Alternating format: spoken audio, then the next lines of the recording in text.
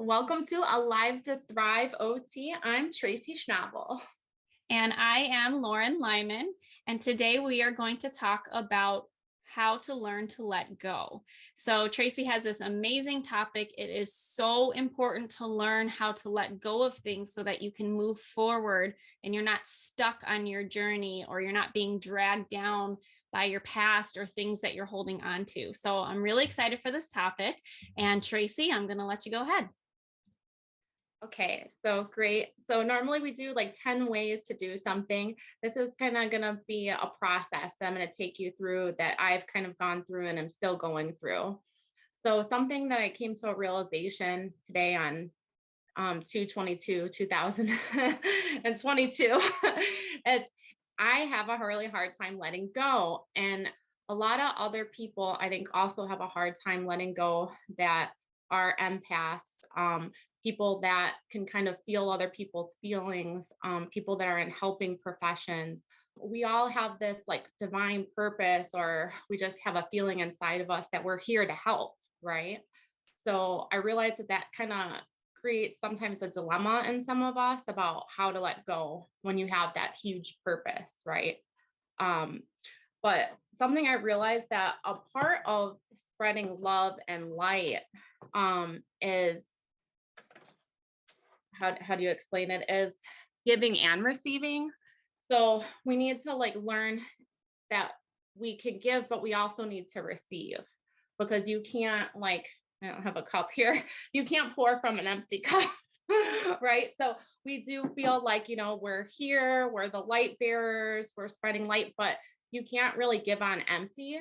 So we have to start realizing that it's not just like a luxury to feed ourselves, it's a necessity. And something else that's important too is that sometimes when we like don't allow others to give back or we overgive, sometimes we don't then allow the other person to step up, or people in our lives to help us. And that can be like an imbalance, an energetic imbalance.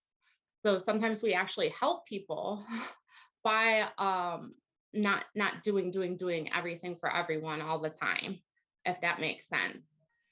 Not only is it an energetic imbalance, you have the yin and the yang, right? You want to be balanced in all of your relationships, really balanced in everything in life, but also looking at it from a psychological standpoint of I give and give and give, and this person never gives back to me. That can be really psychologically damaging. It can be hurtful.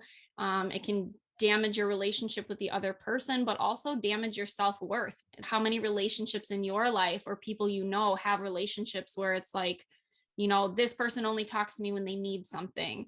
And while that other person, yes, needs to take responsibility for that, it's also up to you to step up and be like, hey, this is not okay. Like I need to step up and set these boundaries with this person. And we do have a video on boundaries. So click the search bar and check out that video. But also, letting go of that attachment you have to that relationship, letting go of the fact that just because this person only comes to me when they need something, that doesn't mean there's anything wrong with me. That's their issue and I'm not taking that on. So letting go of the attachment you have with that. Yeah, and there's this great book called Assertiveness for Light Workers, and one of my favorite examples of this, it's like, let's say you have a child and you want to make them happy, so you give them a little bit of candy, but they keep coming back, and all day long, eventually they want candy and more candy, and then their teeth rot, and then they have like hyperactivity, and you know, so it's not really loving. This is a more obvious example to keep telling the child it's okay to eat sugar nonstop every day just because they want to. A lot of times adults are the same way. If we allow them to like cross those boundaries you were talking about repeatedly, we don't teach them that this is not healthy for both ourselves and for them. So sometimes for empaths, it's really hard for us to set boundaries like that because we feel like we want to help people. But I think we have to reframe it and say, you know what, boundaries is helping people. It's helping them, to not cross those lines and to be more accountable, and it's helping us too. So that was just the first main one that I wanted to say. And then the second one is kind of interesting, but it's called trauma informed self care. So a lot of times, some of us do just have that purpose here, but a lot of times we grew up in households where, maybe one of the people, maybe it was you, maybe it was somebody else, have kind of like taken up for a parent because that parent wasn't able to fulfill the parent role. So we kind of can form these codependent relationships where like we're doing for other people, um, like we did when we were younger for like maybe that parent that wasn't emotionally able to be there. And then we continue to do those patterns. And it doesn't even have to be something like an absent parent. I would even further say that really like all of us are living in a traumatized world right now, right? Because we're only now starting to kind of talk about emotions, identifying emotions, learning how to process emotions, learning to be authentic with our emotions.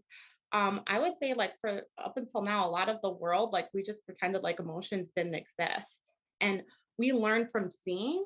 So if we're watching like our parents and they're doing the best that they could, but if they're not like really processing their emotions and they're like kind of taking on everything or just not dealing with things in an emotionally healthy way, we're just going to mimic those behavioral patterns until we start switching the switch or flipping the switch and saying, oh, wait, no, I want to stop that. I am doing what my mom did. I am doing what my dad did. And that wasn't healthy. So just like realizing that we're all just kind of learning. And again, nobody's perfect. Like I'm not coming on here saying like, I know all about letting go because I've let go. I haven't totally let go. But I think that it's good just to acknowledge, that we're learning to let go. And part of learning to let go is realizing that we may have learned these patterns that were maybe not healthy, and that were a work in process. A lot of what we do we're not even aware of because it's happening on a deeper level, a subconscious level. But we can actually there's types of counseling and coaching and therapy where you can bring your subconscious to a conscious level, which just means, like Tracy said, learning that you have these patterns, acknowledging them, and then you can rework them and relearn. And just like anything, just like riding a bike, it takes practice and then you get it. So you practice new strategies and you throw them back into your subconscious, and now it becomes second nature to do something different. So people who say, well, this happened in my past, so I'm never going to have, X, Y, and Z. That's a very victimized state of being, and it's very unhealthy for you and for other people. So finding a provider or someone who can help you become empowered and help you make these changes can change the whole course of your life and help Yeah, you let go. that was my next one is if you feel like things are happening to you and not for you, that's a sign of victim mentality. So again, like sometimes because of our childhood, we've learned to like take on other people's things and to help and help and help. But then in our adulthood, we get overwhelmed and tired and anxious. Like one of the leading causes of disability is anxiety in the US. Um, so we have to stop that cycle and be like, oh, wait, I do have control. I do need to set, like we're going back to boundaries, or I do have to rework my life, that it's not all happening to me, it's happening for me. So maybe as a child, it was happening. Maybe I did have to do all these things because I didn't have so much of a choice because, your parents are the ones that are running things a lot but as an adult, I am empowered to change how things are. So there's this funny line from Medea, and she was like, "It has to be crazy. I have to be crazy as an adult to come home to a like messed up household when I finally do have control of my own circumstances, and I won't do that for anybody." So I really like that. Just kind of like turning the table and being like, "Wait, I'm not that child anymore. Like vulnerable. I have power," and empowering yourself with looking at your perspective a little bit different. And changing your mindset from a victim of your life to being empowered and in control of your life. You can start small. I mean, it can be as simple as you know you stubbed your toe and why do bad things always happen to me? You could say Mhm. that and you can be mad. And like my son, I'll watch him. He always like runs into the doorknob. I don't know why, but always hits his hand on the doorknob. And then he's like, ah, and then he like hits the door and he's like mad at the door, right? He's blaming the door for doing this to him. Why did you do this to me? Where you could say, okay, maybe next time, maybe I should watch where I'm going, or taking control, taking responsibility also helps you take control. So, or if you keep stubbing your toe on the same thing, like move it. Maybe it needs a new place. I can move this, so I will no longer stub my toe. Like it can be something as simple as that. Or an example that Serena really helped me see as a place of empowerment is, let's say, with everything going on in the world right now, let's say somebody loses their job. It could be, I lost my job. I have to make money. Like all these bad things are happening to me. You feel like a victim of what happened at work. Or it could be an opportunity for you. I left my job, whether it was your choice or technically theirs. That's a technicality. It's all semantics. This job no longer aligns with my belief system. And I'm going to find a job that does align with my belief system. What you put out into the universe, what you say is acceptable in your life, the universe gives you more of. So if you're always a victim of your circumstances, you're always going to find circumstances to be a victim in. So if you are taking control of your life, if you're putting that good energy out into the world, if you are really acting from your beliefs, the universe is going to give you what you need to fulfill those values and beliefs in your life. What we feel inside creates our external circumstances. So it's so important to recognize that we kind of create our own reality. So a simpler way is like if I go around grouchy all the time, people are like not going to be attracted to me, right? But if I'm like happy and like positive, people are going to like be, so it's going to be a different experience. Oh, so the next one, sorry to get back on track, is, oh, and I should stop saying sorry. Stop caring about what other people think. So there's an inspirational speaker, I forgot what his name is, but he said, just like stop caring. And so a quote that I really like is, when I was younger, I used to walk into a room and wonder if everybody liked me. Now I walk into a room and it's a guy in a suit and it's like James Bond. And he's like, I wonder if I like them. So again, like stop worrying about people, if they like you, if they approve you, and start caring about what you think. So I think that's a really good one. And that's helped me too in a lot of social situations. Sometimes you're like, Another way to look at that too, which has helped me, is if somebody doesn't like you, because it is hard, that's a hard pill to swallow. If somebody doesn't like you, a lot of times what we don't like in other people or we don't like in the world is actually a projection of our own insecurities of ourselves. So, what you will see flaws in other people of things that you're insecure about with yourself. So if you keep that mindset, it kind of changes your whole approach to life. Like you see people and challenging relationships in your life, people who are mean to you, whatever, you see that as an opportunity to learn something rather than they're mean to me. What can I learn from this person? What can I learn about myself? What can I learn about life from this person? So again, changing your mindset from that victim state and letting go of the attachment you have to other people's emotions or problems. I love that. Yes. And I had this like epiphany too, like in a lot of my relationships with people, sometimes like I allow a lot of things and then get upset. And then it's like, well, what? And then I was like, oh, wait, it like clicked to me today, like, oh, you don't have to let it get to that point. You can like take ownership and say, no, I don't allow this. And then there's nothing wrong in that.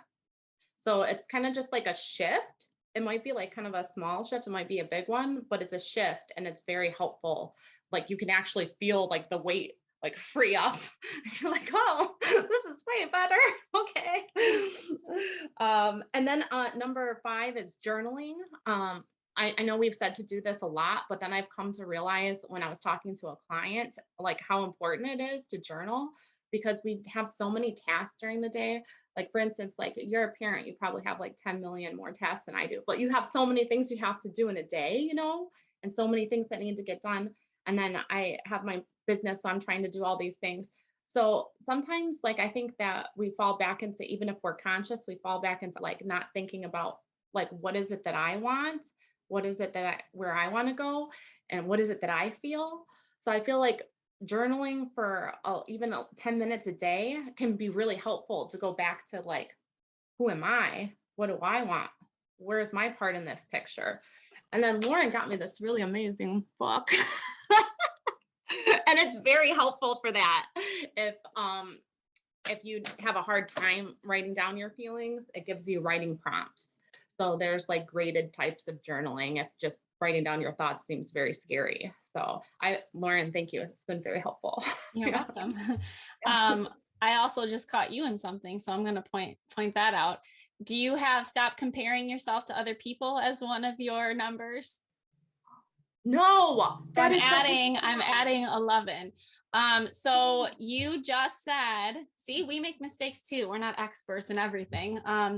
You just said that, well, I'm sure you are a lot busier because you have the kids. So you just downplayed your life and how all the things that you have going on in your life. So that was your ego interrupting and saying like, I feel overwhelmed, I'm busy. And then your ego being like, you know what, Lauren's way busier than you, so you should settle down. And then you're suppressing those emotions, and that's going to come out in other ways, and you're not letting go of those emotions now. So rather than allowing yourself to feel the overwhelm and the anxiety, embrace it, deal with it, and move on, your ego said, girl, calm down, because your friend has it way worse than you, and now you can't deal with that emotion. So never compare yourself to other people. It's so hard because we live in a society that encourages that, like, hello, social media, like, look at how perfect my life is, except who posts any of the bad stuff, you know? So not only do we have a tendency to compare to other people, but we have a platform that shows only the best versions or best parts of someone's life. So it makes us feel like, wow, this person's so perfect and I'm not, you know? Yeah, I think it's really a good point to like model vulnerability, because I think we feel that we can't be vulnerable. And I think that's a part of letting go too. Like we should, I think, put on Facebook like things that are bad. Just to be like, "Huh."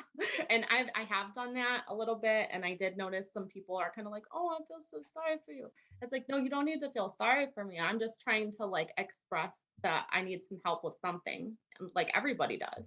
I did that in Awake Oneness Tribe in our Facebook group. And I said, let's all post about our failures for today, or like things that did not go as planned. I had like one post, like nobody wanted to post, nobody wanted to say anything. So I posted this picture of like my kids. I tried to get them in like a matching outfit, and they were just like crying and all over the place, and it was a complete disaster. And I posted it because I embraced it. I embraced the crazy, I embraced the failure, and then I laughed about it and I moved on. So like it was therapeutic for me, but nobody participated, you know. And I got all those little care things, you know, when you like something, I got like the care one with the heart. And I'm like, no, like I don't need your sympathy. I'm fine with this. Like this happened and whatever. But yeah, we have this like idea of life has to be perfect and life has to look good and we should have more goods than bads. But again, the yin and the yang, life is about balance. So you're going to have an equal amount of good and bad. It's how you react to it.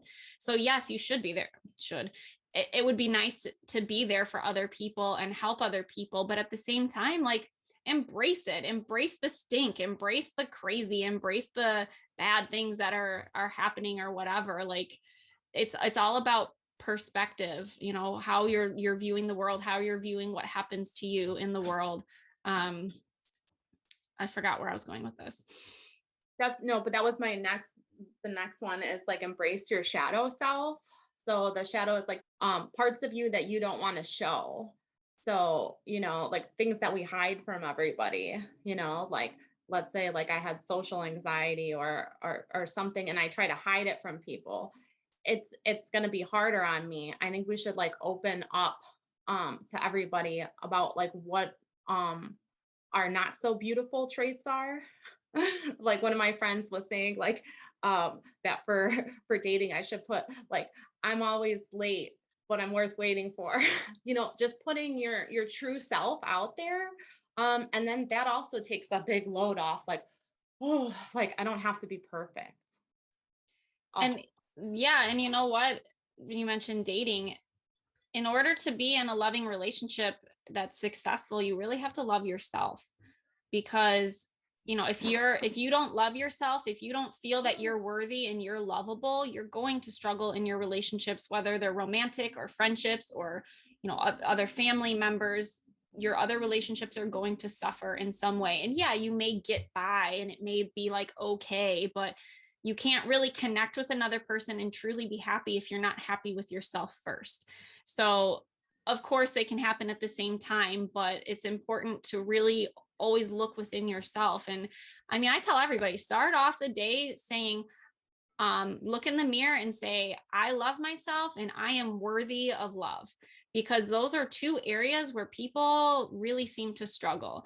And the more times you tell yourself something, especially when you say it out loud, looking at yourself, it actually changes pathways in your brain and you do start to believe yourself. So how you talk to yourself is really important. So say nice things to yourself, compliment yourself, like look in the mirror and be like, wow, you look great today. Like, that's good. That's so healthy. And, we label that in society as egocentric, but hey, like show yourself some love. You compliment other people so easily. Like, I like your earrings. Well, you know what? Like, I think my hair looks decent today. Like, why can't I say that?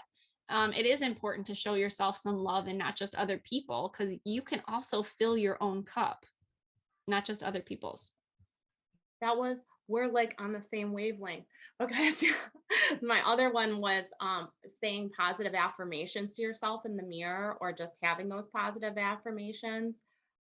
There's this movie called The Help, and she says to the child every day, they rock back and forth in the chair and they say, I am kind, I am smart, I am important. And that just like tears me up, because I was like, that is such a beautiful thing to teach a child or an adult, to like affirm themselves. So what one of my friends, Tara, says is like, validate yourself, like give yourself validation. Don't wait for other people to give it to you. Do it to yourself by looking in the mirror every day. Write notes to yourself, love notes. So that was actually I think my number 10. Yeah, validate yourself. Um, and then one of the other ones is just like, stop explaining yourself. I always do this. I'm always like, I can't do this because of X, Y, and Z. There was an immigrant that was talking about sharing her experience here. And she was saying that she thought it was so strange that here we explain everything. I forgot what country she was from, but and the country she was from, people didn't explain every single reason why they couldn't do something. They just said, no, I can't do that. No, just no. I don't need to explain. So I think this is really helpful for letting go, is not feeling that you need to apologize if you can't accommodate somebody else. So that's one of the other ones. We again don't put enough emphasis on self-care, and we think that self-care is selfish. So if you say no to somebody else, like, we feel like we have to have a very tangible reason to say no. No, I can't help you with this because I'm doing X, Y, and Z and I can't get out of it. Like, I tried, but I can't. Like, we feel like we have to reorganize our schedule and our lives to accommodate other people. But remember, like, self-love and self-care are the most important things. So if you're not taking care of yourself, if you're not filling your own cup up, you can't pour from it. So stop trying to rearrange your life to fit everybody else, because this is your life to live. So, if somebody calls you super stressed out about all of their problems and things that they're going through, of course it's going to pull on your heartstrings and you're going to want to be there for them. But if you're in a place where you're struggling yourself, and as an empath, because we we're talking about empaths, if you're having trouble getting your emotional boundaries up, you may not be in a mental state where you can help that person. And that is perfectly fine. And it may disappoint the other person, but again, that's their emotion. And you have to let go of your attachment to their emotions and recognize, like, I am not in a state where I can help this person right now, because maybe your help won't be beneficial because you are in this state. So really, by setting that boundary, you're helping yourself, you're helping the other person, even though it may be uncomfortable in the short term, the long-term benefits are worth it.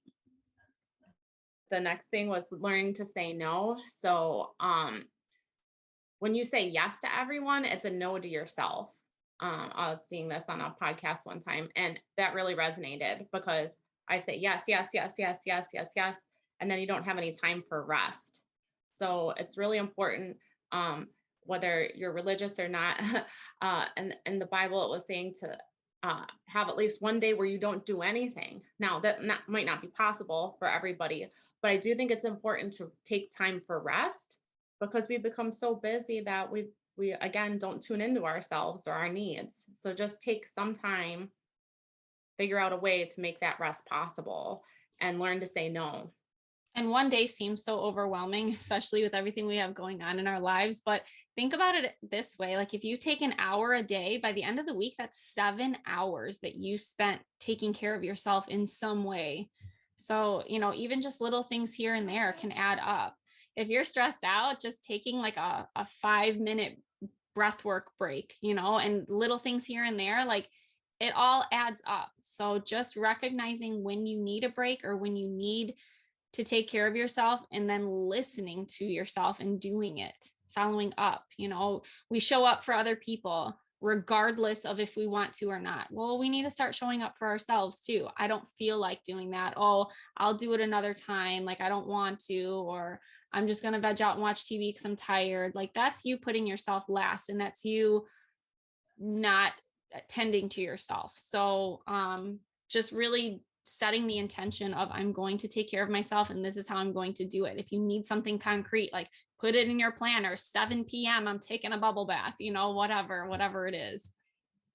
Yeah, that's super helpful to make it like more operational, like bubble bath. And then the other one, which is also kind of an example, the last one is I put meditation, even if it's just like for 5 minutes a day. It also like I used to hear, oh, meditate and be like, oh, okay. But it's really important to help you let go because this is why it's so hard for everybody in American culture. We're constantly doing, doing, doing, and we're never just being. So when you just be, it's extremely uncomfortable. So a part of letting go, like a good practice is to try to like meditate, like even if it's for 5 minutes, try to just be with your yourself in the quiet and just see what comes up.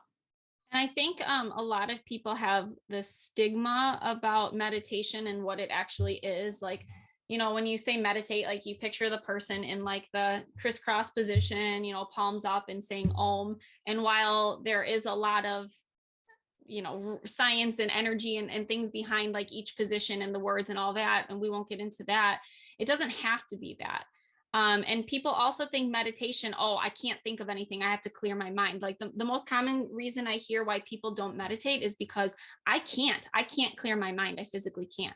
Well, meditation isn't letting go of all thoughts, it's only focusing on one thing. So it can be you sitting and staring at a candle flame, or like going outside and having like a bonfire and just staring at the flames and listening to the crackling and just like being in that moment. It can be a guided meditation where it takes you through different body parts to focus on and certain feelings that you're experiencing in your body. You can draw a card from a deck and focus on in your mind the picture of that card. Sometimes I carry my uncle's memorial card from when he passed. I carry that with me, and it's like this beautiful sunset. And on the backside, it has his picture. And when I'm missing him or I'm thinking about him and I want to take a moment to meditate, I'll look at it and then I close my eyes and I just like picture either the picture on the card or of him or of the sunset. And it helps me relax and helps me get into that meditative state. So, and then I feel better. And sometimes like thoughts pop into my head and they're like actually really helpful thoughts for my own life and helping me progress on my journey. So, it's okay to have thoughts while you're meditating. A lot of the times, the things that pop up are things that are going to help you. So definitely recognize those thoughts, but focus on something, whether it's a piece of art in your house or like, whatever you want it to be, just focus on one thing. And when you do have thoughts that come up, acknowledge them, don't judge them, let them go, and then continue on with your meditation. So it takes practice, but it doesn't have to be as hard as people make it out to be. And it doesn't have to be as elaborate, I guess, as people make it out to be. Yeah, I think that that's really good advice to make it kind of seem a little less daunting. But yeah, and I really liked, I'm going to add, I don't know, this is maybe number 14, one of 10, but yeah, like don't judge yourself. Like, I think that's something that keeps us from integrating with our true self and our emotions, because our emotions are a representation of who we are. Like what makes us sad, what makes us like angry or passionate.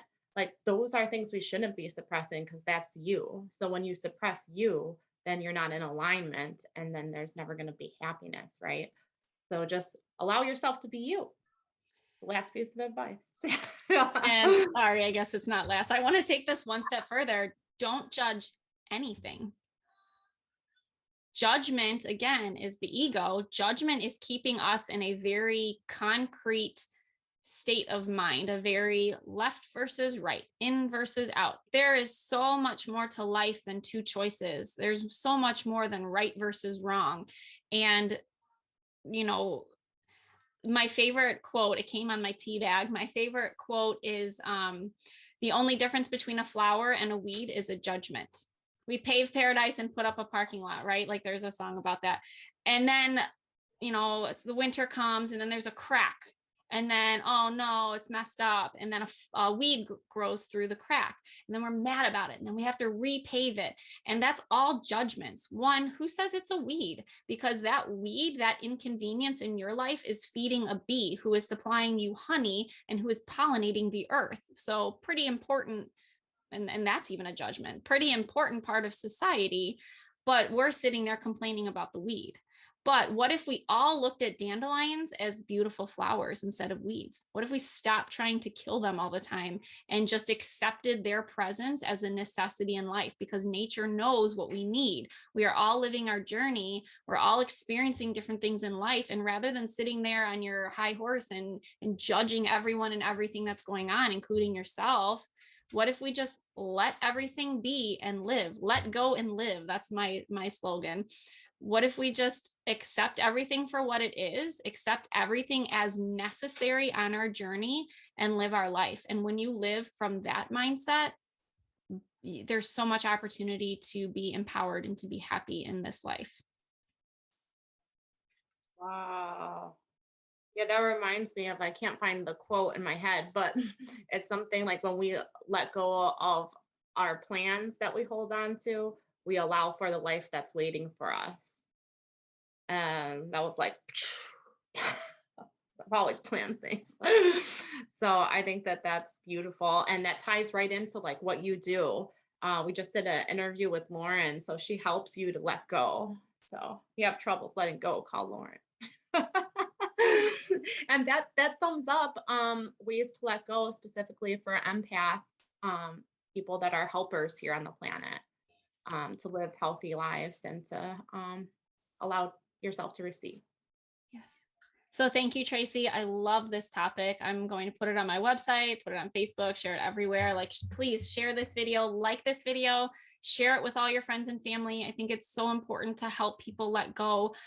We could have probably talked about this topic for 8 hours, but this is an overview. So if you are looking for more help, please reach out to us. We have an email, alive2thriveot@gmail.com. If you'd like to schedule a session with myself as an intuitive coach, a health and wellness coach, please email me at thelymaneffect@gmail.com. Tracy, if you are looking for more hands-on approach, Reiki, occupational therapy, she is at touchofserenity@gmail.com. And visit our websites, really explore your health, explore your wellness, accept yourself, love yourself, check out our other videos, and then subscribe to our channel and you'll get notified of when we post other videos. So thank you so much. Thank you. Bye, everybody. We're wishing you spiritual, physical, and emotional healing. Thanks. Bye-bye.